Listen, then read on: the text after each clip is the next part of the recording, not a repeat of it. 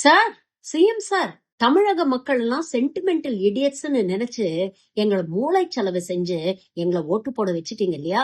ஆனா இத்தனை பேர் உங்களுக்கு ஓட்டு போட்டிருக்காங்களே, நீங்க ப்ராமிஸ் பண்ண மாதிரி மாற்றத்தை கொடுக்கலனா அது என்ன விளைவை ஏற்படுத்தும் அப்படிங்கறத கொஞ்சம் யோசிச்சு பாருங்க சார் அப்படின்னு இந்த பெண் சமூக வலைதளத்துல பதிவிட்ட வீடியோ தான் இன்னைக்கு ட்ரெண்டிங். இதுல எப்படி ரொம்ப நேக்கா சென்டிமெண்டலா தமிழ்நாட்டு மக்களை தமிழக பிரச்சனைகள்ல இருந்து டிஸ்ட்ராக்ட் பண்றாங்க அப்படிங்கிற விஷயத்த ரொம்ப அழகா பதிவு பண்ணிருக்காங்க.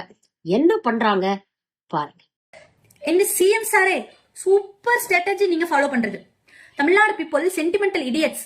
ஒரு ப்ராப்ளம்னா அதை பத்தி பேசிட்டு நெக்ஸ்ட் இன்னொரு ப்ராப்ளம் வந்துச்சுன்னா அதை பத்தி பேச போயிடுவாங்க, இதை மறந்துடுவாங்க அப்படின்ற ஸ்ட்ராட்டஜி உங்களோட இது.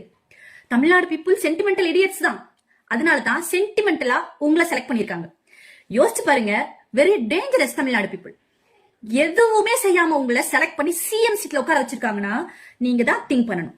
ஏன்னா அவங்க எதிர்பார்த்த மாற்றத்தை நீங்க கொடுக்கல அப்படின்னா உங்களோட நிலைமை என்ன ஆகும்னு சிந்திச்சு பாருங்க. ஆட்சிக்கு வந்து 17 நாள்ல எதுவுமே செய்ய முடியாது, கொஞ்சம் டைம் கொடுங்க அப்படின்னு சொல்லிட்டு உங்களுடைய ஆதரவாளர்கள் இன்னும் வாதாடிக்கிட்டு இருக்காங்க. ஆனா 200 யூனிட் கரண்ட் ஃப்ரீன்னு சொல்லிட்டு கரண்ட் கட் பண்ணியாச்சு. விவசாயிகளுக்கு கொடுக்கிற கடன் முழுவதும் தள்ளுபடின்னு சொல்லிட்டு இப்போ காவேரியில தண்ணி வராம இருந்துட்டா எப்படி விவசாயம் பண்ணுவாங்க, அதான் தூக்கி தலையில போட்டா இத பத்தி மறந்துடுவாங்க அப்படின்னு. இல்ல சார், சூப்பர் ஸ்ட்ராட்டஜி ஃபாலோ பண்றீங்க சார். நீங்க போட்டிருக்கீங்களே நீர்வளத்துறை அமைச்சர் அண்ணன் புஷ்ய ஆனந்த் தானே அவர் நீர்வளத்துறை அமைச்சர். அவருக்கு தெரியுமா தமிழ்நாடுக்கும் கர்நாடகாவுக்கும் காவிரி நதிநீர் பிரச்சனை எத்தனை வருஷமா நடந்துட்டு இருக்குன்னு தெரியுமா அவருக்கு? கொஞ்சம் சொல்லி கொடுங்க சார். நாங்களாம் இருக்கோம்.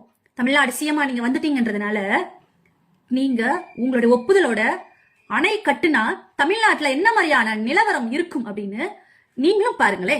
இத்தனை காலமா போராடிட்டு இருக்கிற ஒரு விஷயத்த கோர்ட்ல ஸ்டே வாங்கி தடுத்துக்கிட்டு இருக்கிற ஒரு விஷயத்த வந்த 17 நாள்ல ஒப்புதல் கொடுத்திருக்கீங்க போல இருக்கு.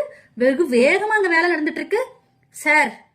தமிழ்நாடு பீப்புள் இருக்கும், தமிழ்நாடு போராடும், தமிழ்நாடு வெல்லும்.